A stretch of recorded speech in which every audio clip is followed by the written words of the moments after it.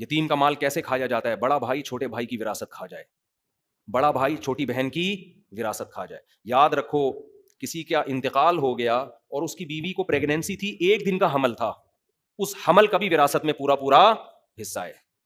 اس کو لڑکا فرض کیا جائے گا اور لڑکے کا حصہ نکال کے رکھا جائے گا. اگر لڑکی ہو گئی تو آدھا کم کر کے بانٹ دیں گے، ورنہ اس کو کیا فرض کریں گے؟ لڑکا. اور اگر ٹوئنس پیدا ہو گئے تو دوبارہ سے تقسیم ہوگی وراثت کی. تو اس حمل کا بھی شریعت نے حصہ رکھا ہے. وراثت کے احکام میں آج بہت زیادہ کوتاہیاں ہیں. عام طور پر بعض علاقوں میں ایسا ہوتا ہے کہ بڑا بھائی وہ باپ کی ساری وراثت پہ قبضہ کر کے اس کو جیسے چاہے اڑاتا رہتا ہے، چھوٹوں کو پتہ ہی نہیں ہوتا، ان کو عید بقرعید پہ بس کھلایا پلایا جا رہا ہوتا ہے. اور بہنوں کا حصہ تو گاؤں دیہاتوں میں تو رواج ہی نہیں ہے بہنوں کا حصہ دینا. تو قرآن نے یہاں عورت کی وراثت کھانے کو منع کیا. دیکھو غیرت کے ساتھ زندگی گزارو، خدا کی قسم مزہ نہ آئے پیسے واپس.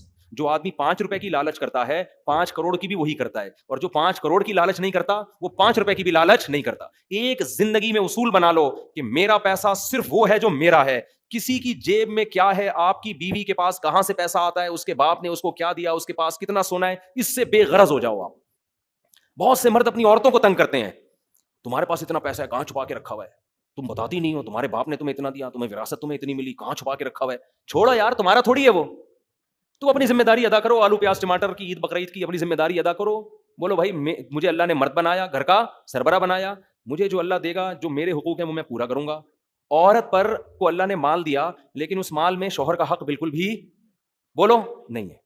یہ اللہ کا قانون ہے بنایا ہوا. اس مال میں شوہر کا حصہ مرنے کے بعد تو ہے، زندگی میں نہیں ہے، کوئی حصہ نہیں ہے اس میں. حتیٰ کہ بچوں کا بھی ٹوٹل خرچہ کس کے اوپر ہے؟ باپ پر. وہ بھی شریعت نے ماں پر نہیں ڈالا.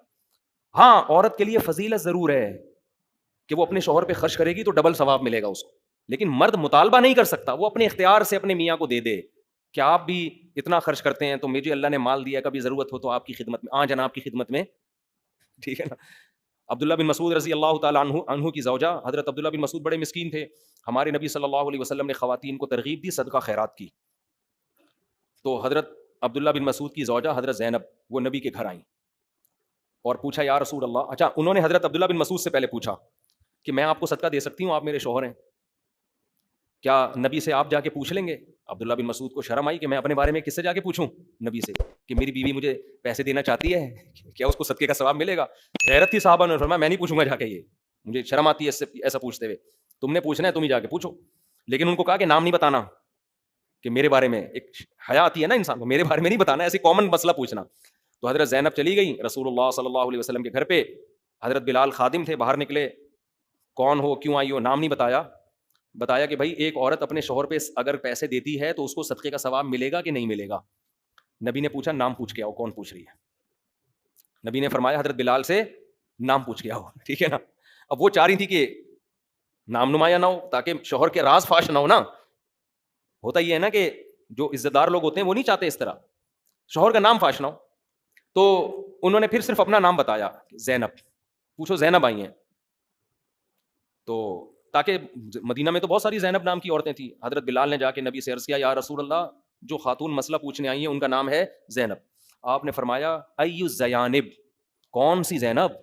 مدینہ میں تو زینب نام کی خاتون بہت ہیں، ان سے پوچھو کون سی زینب. شاید نبی اس لیے بھی پوچھنا چاہ رہے تھے کہ شوہر کا تو پتہ چلے کس شوہر پہ خرچ کرنا چاہتی ہیں، شوہر کا تو پتہ چلے.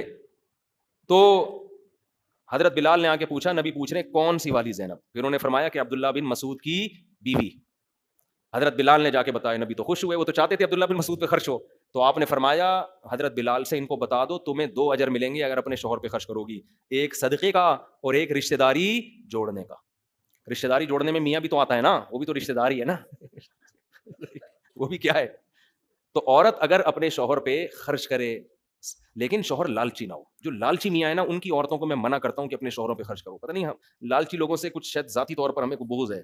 لالچی آدمی کو 5 روپے بھی کھلانے کا دل نہیں کرتا، اس سے اس کی لالچ اور بڑھتی ہے. مستغنی ہو آدمی، عورت کے مال پہ نظر نہ رکھے. پھر عورت کو چاہیے اس پہ بھی، بلکہ عورت کو اگر شوہر غیرت مند ہے عورت کو بولے بھائی میرا مال میرا ہے ہی نہیں، ہم اور آپ ایک ہیں تو مال بھی ہمارا کیا ہے؟ ایک ہے. آپ کو جب ضرورت ہو آپ لے لی. عورت کو تو یہی کرنا چاہیے، لیکن مرد کو چاہیے وہ اپنی بیوی کے مال پہ نظر بولو نہ رکھے. سمجھ